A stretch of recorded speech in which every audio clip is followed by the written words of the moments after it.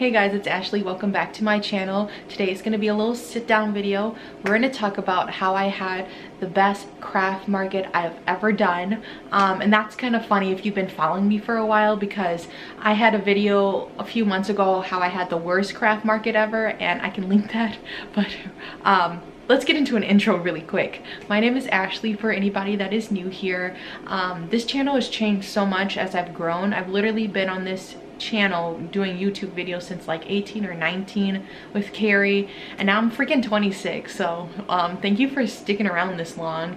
I started doing like a bunch of yoga videos, and now it's starting to evolve as I get more into my crafts and art. It's becoming like more of an art focused channel.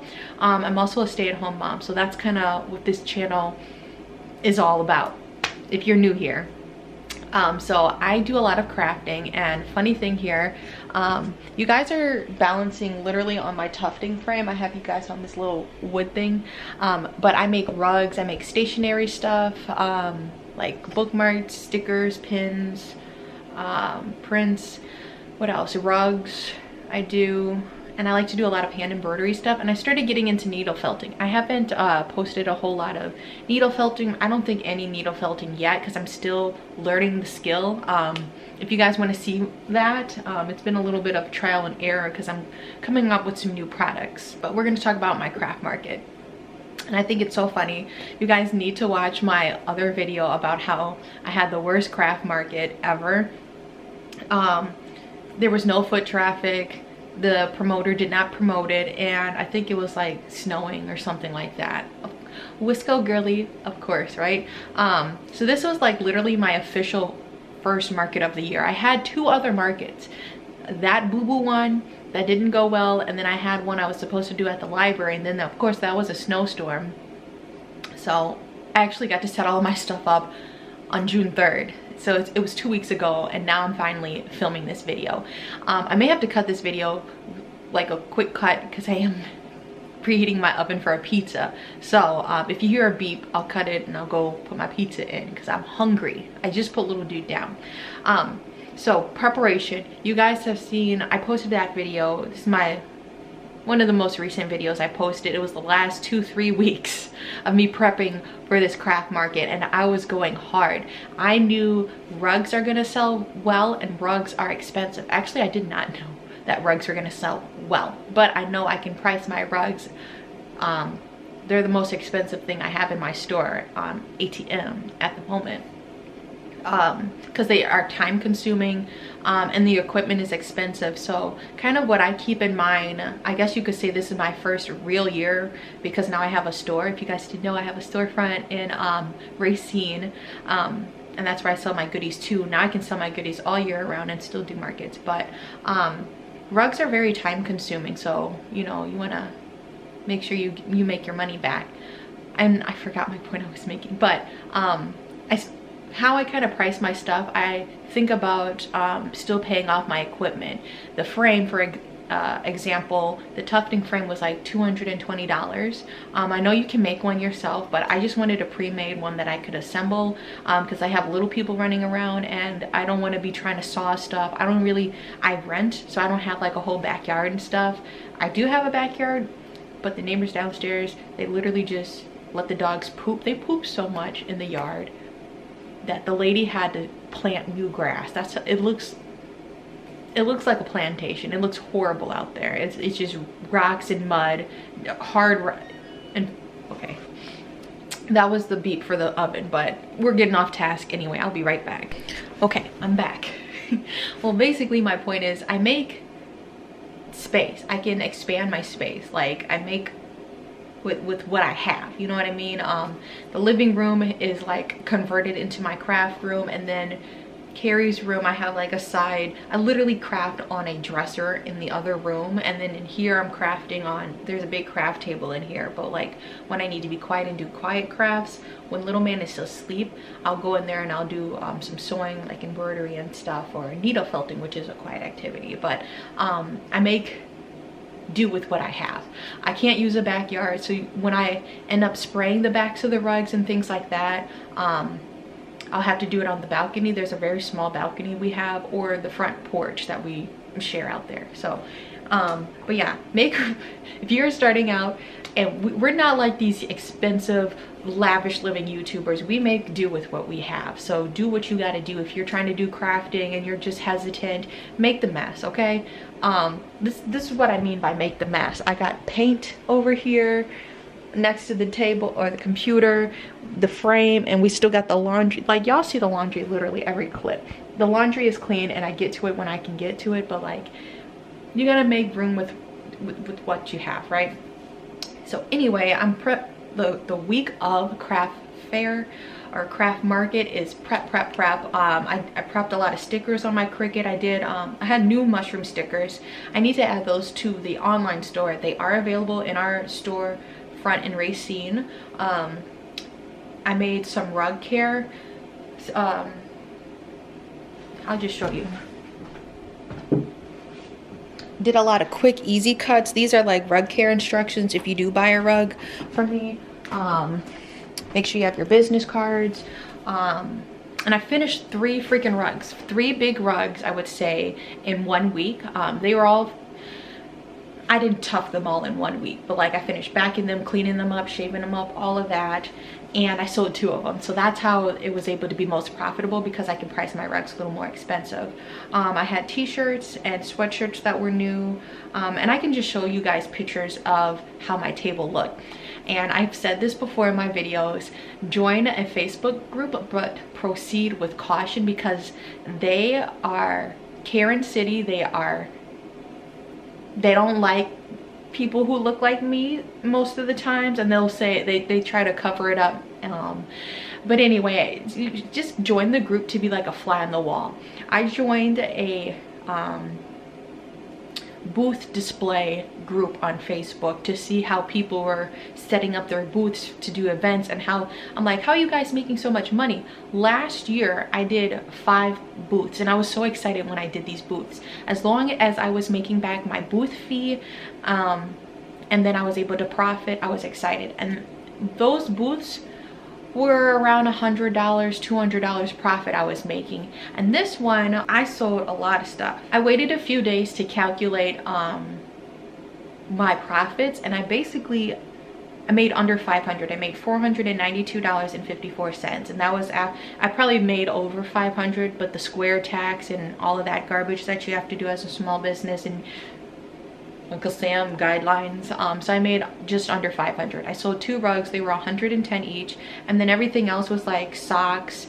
I sold some rug coasters for your car. I sold a hat. What else? I have the list, but I didn't want to just pull it up. But I sold a lot of like little things. People like bookmarks, they like stickers, little things like that you can sell. This is me just going off in a bunch of tangents. I saw a TikTok recently. You should have 3 tiers of how I hope this is easily digestible, by the way. My brain is always all over, but you should have 3 tiers of your products. You should have your inexpensive stuff, you should have like medium tier, and then you should have your top tier stuff. So naturally I kind of feel like I was doing that. My stickers, bookmarks, all the stationery stuff is under $10. My mid tier, I would say, is my clothing, totes, sweatshirts, t-shirts, socks. Maybe socks, they're $12. That may be low mid, I guess, depending on how you look at it. And obviously my high tier are my rugs, which can be over $100 easily, and depending on the size, the color, how many colors you need, etc.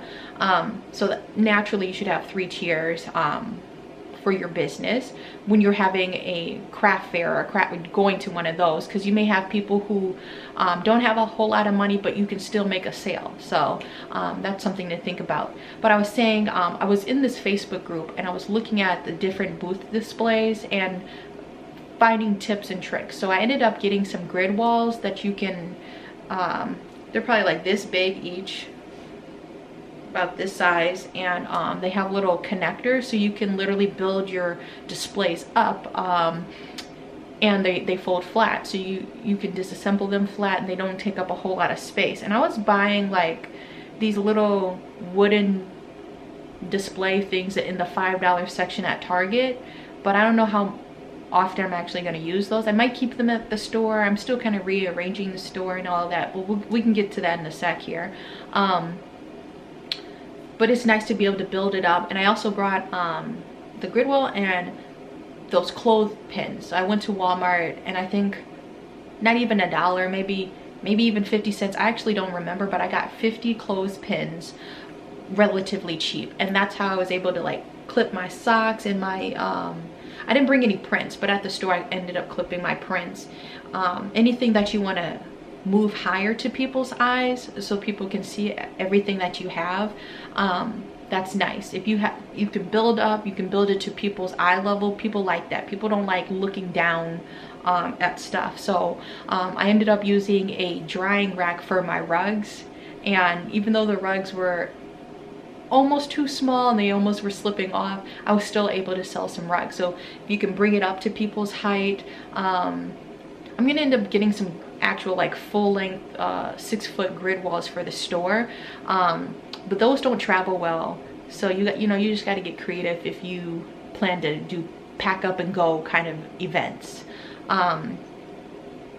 Invest in basically what I'm saying is invest in your display stuff so your stuff can look nice. You can have a lot of nice stuff, and that's what was happening to me last year. I had a lot of nice stuff that I was making, time consuming, beautiful, one of a kind things I was making, but this lady said it, I didn't take it as an insult. Like people would post, like I said, be a fly on the wall. I never posted stuff in that group unless it was like maybe a question or something like that, but be a fly on the wall and look at people's displays. One lady commented on somebody's display and said it kind of looks like a yard sale, and I would have taken offense to that, because it's just like, you spend all this time making these beautiful pieces, and for somebody to online, or even maybe somebody's thinking this as they're walking past your booth, this stuff kind of looks kind of haphazardly all over the place. I don't really want to take my time and look through it. So keep that in mind.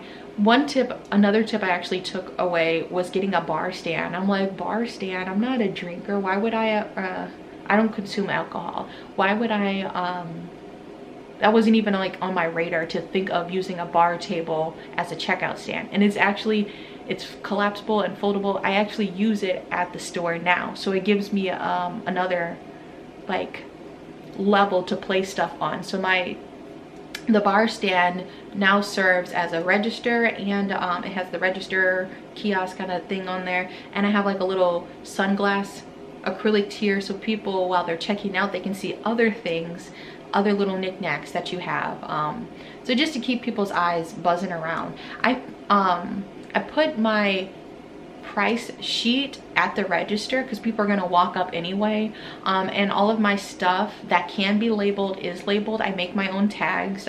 If you're interested in making tags, so I've gotten questions about small businesses looking for stickers and tags. I can make you tags. You can just contact me.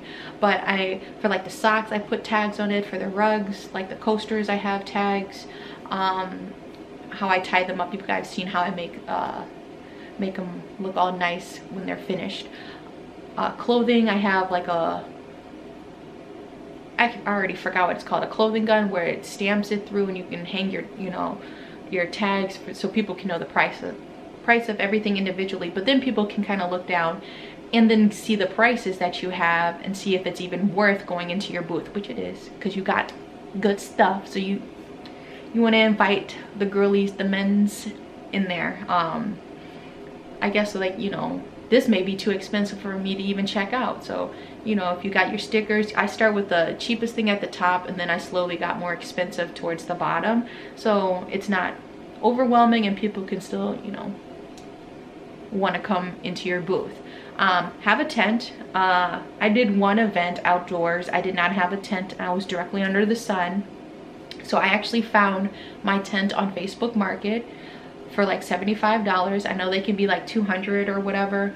I may end up investing in like an ABC tent. I heard those are really nice.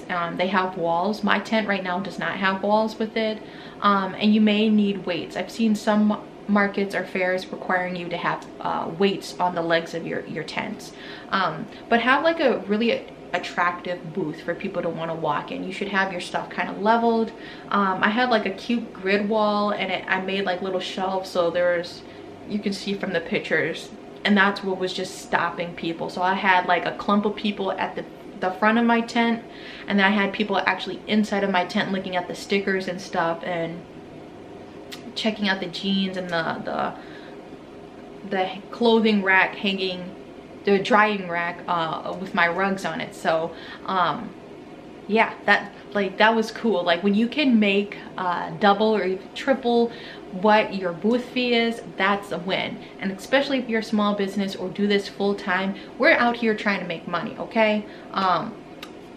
If you're watching this and you're a crafter, stop pricing your stuff so low. Your time is valuable. The equipment, the materials are expensive. They're not expensive, but you know what I mean.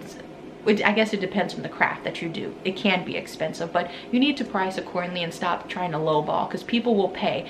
I was very nervous to price my rugs at 110 each, and they both sold. So like they sold within seconds. So this was like a 9 to 5 event, and I think around 1 p.m. This is a tip. I don't know if it's a good tip for you, but obviously I use Square and it keeps track of the sales I'm making, but sometimes if I have to enter something custom, I don't remember what sold. So I text Carrie. You can text somebody every time you make a sale. I sold a hat, $20, this, that, you know, to keep track. And he was just getting bombarded with text messages. It was great, but within seconds, it was like one after another. Around 1 p.m. Actually I think around 11, there's a guy that came and he liked my Stay Groovy rug. He came with his family, and he was looking around. He's like, I might be back. And then he came again around 1 p.m. and he ended up buying the rug, and I think some sunglasses as well. So that was like, he came back, he's like, I want the rug. I'm like, are you serious? Like I didn't believe it at first. I'm like, you really want to spend $110 here? I am worth, yes you are worth the prices that you have for your goods. And believe that, because that was insane. And as soon as that rug, the Stay Groovy rug, sold, the fucking leave rug I made, there was a girl standing right behind me in my booth, and she's like, okay, how much is this rug? It's 110. Gives me cash. I'm like, I have chills, because like that was so crazy. I didn't believe it. Some more tips, like that was such a cool moment. I wish I could have filmed that or whatever, but like I never bring like my camera. I'm never filming. I'm trying to be aware. I'm trying to be immersed. I'm not coming up with the right word, but I'm trying to be attentive and watching everything unfold.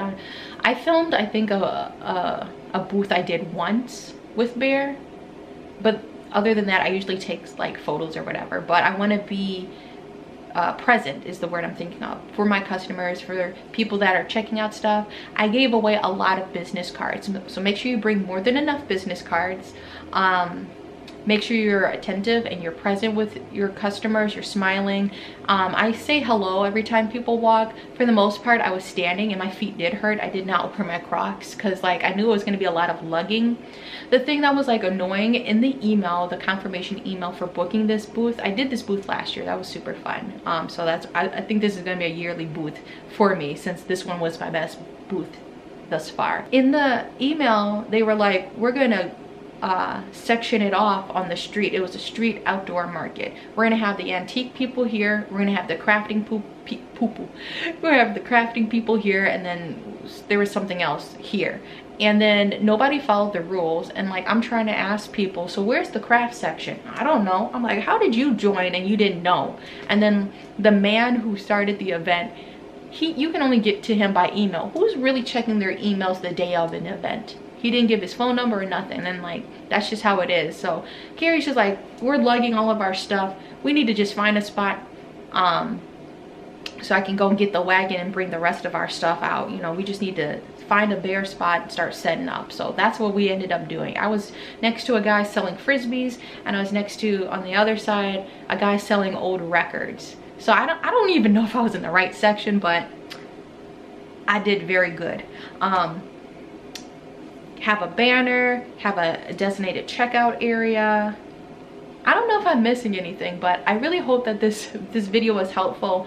If you guys do have any questions or comments down below, please feel free to leave them there, and I will obviously respond to them. I hope this video helps people.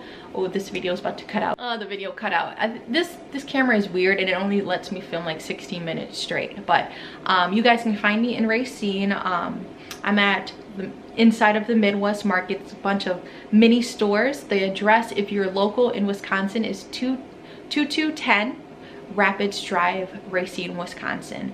When you're mapping, look for the Midwest Market. They have not given us suites yet, as I am aware of with the most current information. We do not have suites, the small businesses inside of that. Hopefully soon there will be suite numbers given to each store, so you guys can just Google confidential goods and find me on Google. But besides that, you can look up the Midwest Market, and I'm literally the first store as soon as you walk in. I'm not good with directions. The first door is on the left, because there's 2 entrances. I'm the first door on the left. As soon as you walk in, you'll see my store. So I look forward to seeing you guys in person. I did see I think a couple people that knew me at the market. That is so awesome when they're like, hey Ashlee, and like, so anyway, please like and subscribe. I hope you guys enjoy this kind of content. I hope it was helpful, and I will see you guys later. Bye.